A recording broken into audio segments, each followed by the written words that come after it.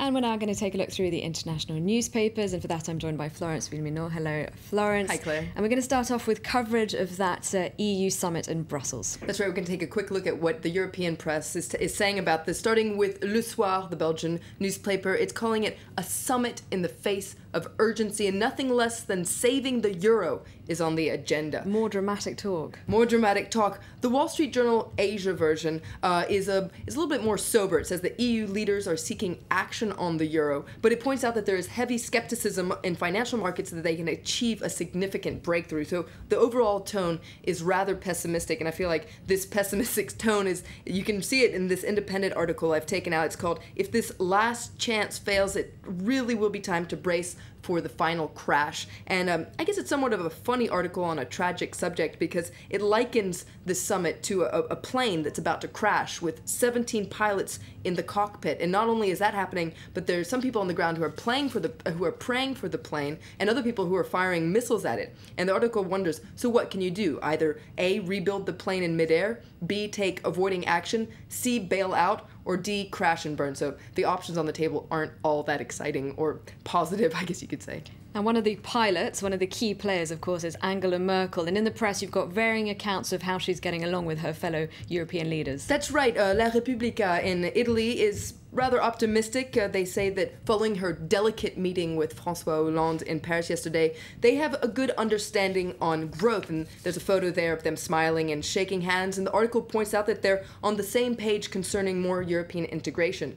Der Spiegel, on the other hand, the German magazine, has a very different story in their online version. They say that on the eve of the summit, Merkel blasts her European partners. She criticized the Euro reform blueprint that was presented by top EU officials, calling it self-deception and shame solutions. And so, according to Der Spiegel, Merkel is signaling that she's ready for a fight at this summit that's starting today.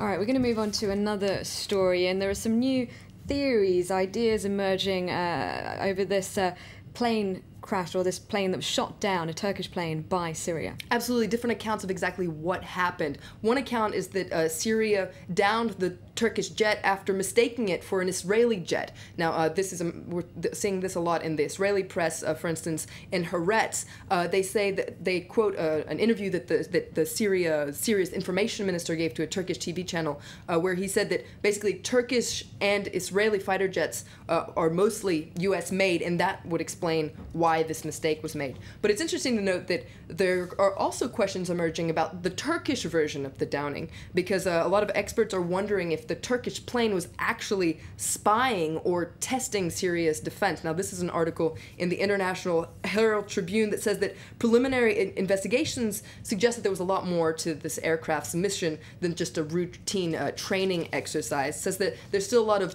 unanswered questions, namely, where exactly was the plane shot down? Was it shot down over international waters, or was it shot down over Syria? So the U.S. military and NATO are investigating this and to try to see exactly what happened. But all this is talking, a lot of the press is also talking about Turkish diplomacy in general and what this downing means for it. There's an interesting piece in Gulf News that points out that a couple of years ago, the Turkish diplomacy was on a roll, and this whole Syria crisis is showing that Turkey's kind of struggling to find its place in the crisis.